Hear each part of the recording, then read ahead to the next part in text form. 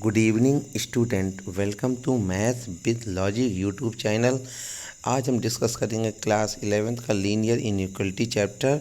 तो इसको स्टार्ट करने से पहले आप सबसे रिक्वेस्ट है कि चैनल को अधिक से अधिक लाइक शेयर व सब्सक्राइब करें। और आइए चलिए इस चैप्टर का माइंड मैप बना लेते हैं और समझते हैं एक एक चीज़। क्योंकि इनइक्वलिटी है तो आप समझिएगा इनइक्वलिटी दो प्रकार की होती है, एक स्ट्रिक्टली और एक स्लैक इनइक्वलिटी। स्लैक में कहीं ना कहीं इक्वल का साइन आएगा, जबकि स्ट्रिक्ट में कहीं भी इक्वल का साइन नहीं आएगा। ये आपका क्लास 12th में एप्लीकेशन ऑफ डेरिवेटिव का स्ट्रिक्टली इंक्रीजिंग और डिक्रीजिंग चैप्टर में भी आएगा। ठीक है, तो आते हैं आगे। Rules for solving inequality.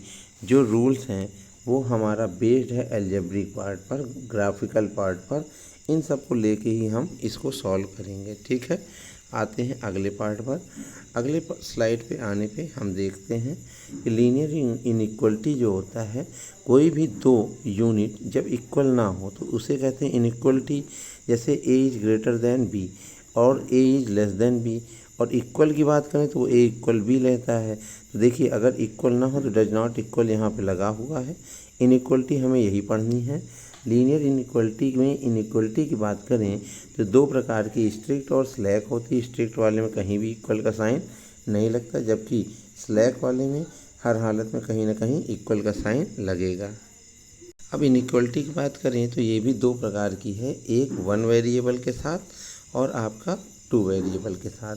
तो वन वेरिएबल में आप देखिए सिंगल वेरिएबल दिख रहा है, इस सब वन वेरिएबल की लीनियर इनइक्वलिटी है।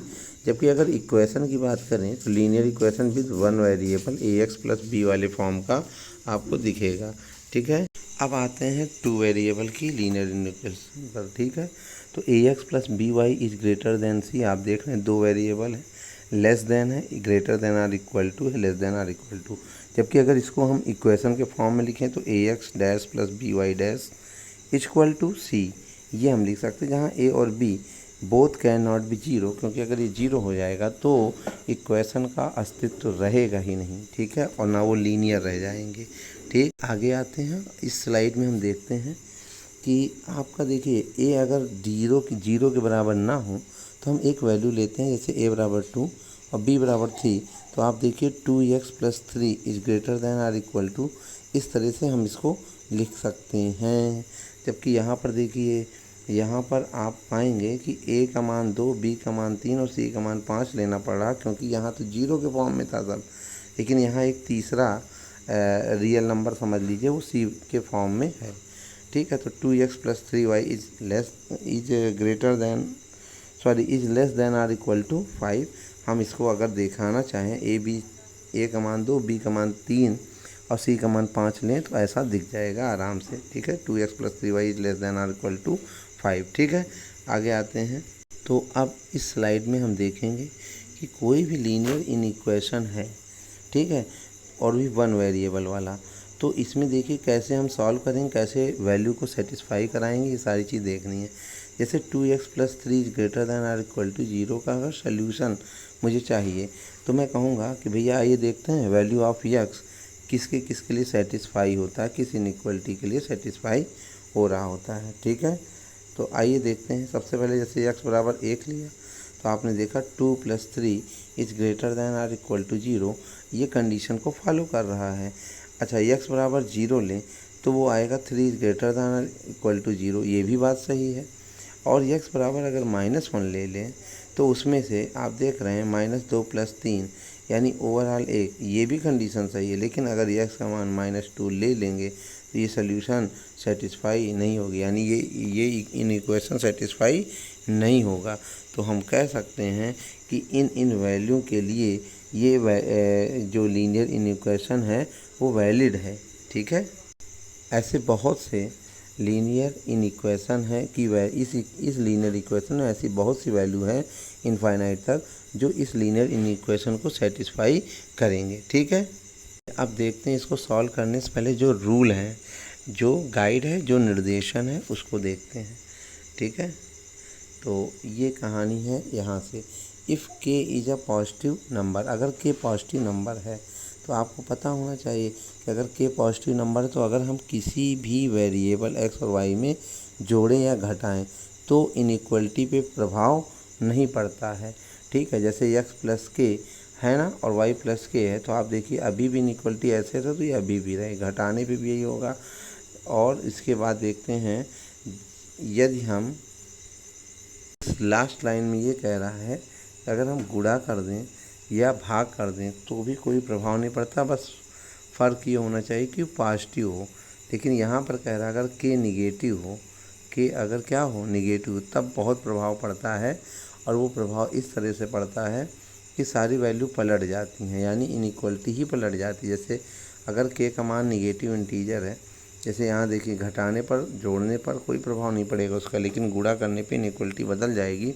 यानी अभी तक इनइक्वलिटी ये है, अगर मैं माइनस के से मल्टीप्लाई कर दूँ तो ये इनइक्वलिटी अब ऐसे हो जाएगी। डिवाइड माइनस के से कर दूँ तो ये इनइक्वलिटी जो कि अभी तक ऐसे थी वो अब इस तरह से दिखेगी, ये वाली हट जाएगी। ठीक है, उदाहरण के साथ कुछ सवाल समझते हैं तो और अच्छे से आएगा।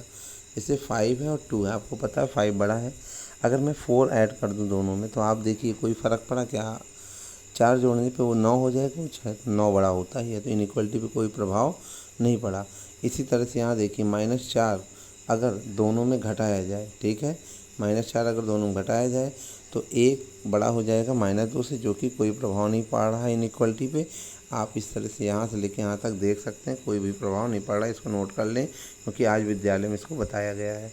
ठीक है, फिर आगे आते हैं -4, अगर इसको -4 वाला हिसाब करें तो देखिए इसमें तो प्रभाव नहीं पड़ रहा जोड़ने घटाने पर, लेकिन मल्टीप्लिकेशन करने पे प्रभाव पड़ गया।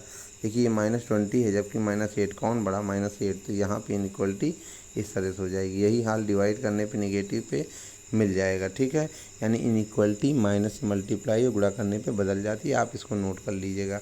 ठीक, आप ये जानने वाली बात है जो अभी बताया कि भैया मल्टीप्लाई और डिवाइड कर दो निगेटिव नंबर से both side in on inequality, तो साइन इनइक्वलिटी का रिवर्स हो जाता है, बदल जाता है। ठीक, आइए पहला क्वेश्चन सॉल्व करते हैं जो कि एनसीईआरटी बुक का है।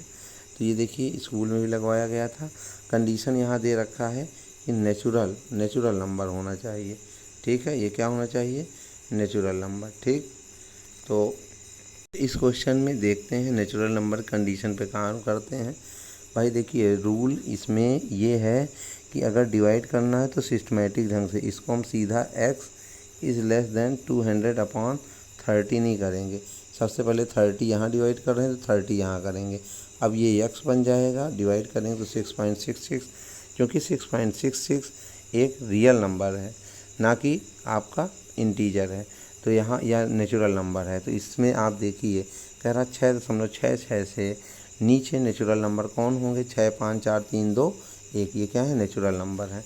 ठीक है, और यानी हम इसका सोल्यूशन इस तरह से देंगे कि x बिलोंग करेगा 1 2 3 4 5 6 कर्ली ब्रैकेट में। ठीक है, आइए नेक्स्ट क्वेश्चन पे। जब इसको कह रहा है इंटीजर के फॉर्म में हो, तो इंटीजर के फॉर्म में होने पर आप समझ सकते हैं क्या चीज़ संभावनाएं हैं क्या नहीं। ठीक है, तो आइए देखते हैं। तो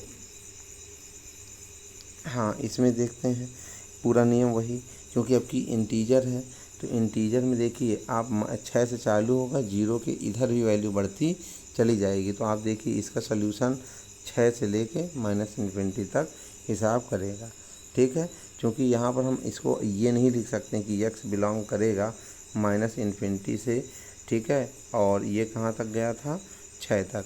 ये इसलिए नहीं लिखेंगे क्योंकि यहाँ पर कोई भी रियल नंबर का मेंशन नहीं है, यहाँ इंटीजर की बात हो रही, तो मैं एक एक करके इंटीजर के ही फॉर्म में लिखूँगा। ठीक है, तो ध्यान रखिएगा इसका।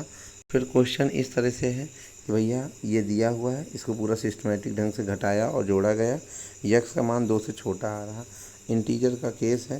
तो आप देखिए -1, 0, -1 और ऐसे घटते घटते इन्फिनिटी तक जाएगा। इसमें भी हम ये नहीं लिख सकते कि x बिलोंग -∞ से 2, क्यों, क्योंकि ये गलत हो जाएगा, ये रियल नंबर के केस की बात होगी। ठीक है, आगे आते हैं। यहाँ पर इसको कह रहा है रियल नंबर, अब आया काम की चीज़, सॉल्व किया 2 से छोटा हुआ, तो अब यहाँ रियल नंबर होने के कारण मैं यहाँ पे ये लिख सकता हूँ।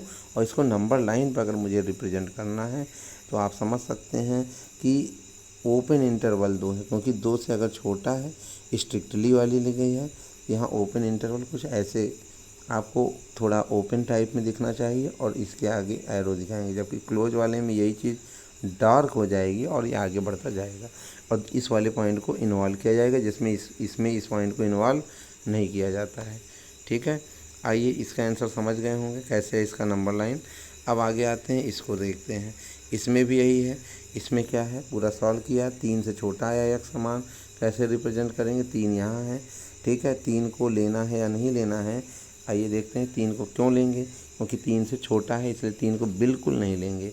ठीक है, और ये कहाँ तक जाएगा, इन्फिनिटी, यानी यक्स बिलोंग करा दो कहाँ से, -इन्फिनिटी से 3 तक। ठीक है, फिर आते हैं इस बड़े से क्वेश्चन पे, जो कि कुछ इस तरह से है। आप देख रहे हैं, सॉल्व करेंगे नियम से। सॉल्व करने पर x is greater than or equal to 1 आएगा। और आप देखिए इस सिचुएशन के हिसाब से अगर हम बात करें तो आपको पता है कि 1 के बराबर, तो यहाँ पर क्या लिया जाएगा, डार्क, यानी ये वाली इनइक्वलिटी का पॉइंट ये वाला लिया जाएगा। ठीक है, तो x is greater than or equal to 1 है और उससे बड़ा वैल्यू, तो आप देखिए पॉजिटिव इन्फिनिटी तक, तो इसलिए यक्स बिलोंग करेगा क्लोज इंटरवल 1 टू इन्फिनिटी तक। ठीक है, आगे आइए देखिए, यही लास्ट क्वेश्चन था। आशा करता हूँ सबको समझ में आया ही था स्कूल में। यहाँ पर नोट के फॉर्म में आप लोग नोट करके ये चैप्टर ख़त्म कर लेना है, अधिक से अधिक एक्सरसाइज के क्वेश्चन लगाना है। तब तक के लिए थैंक यू। दूसरी वीडियो आ जाएगी जल्द ही, अभी के लिए इतना नोट करें।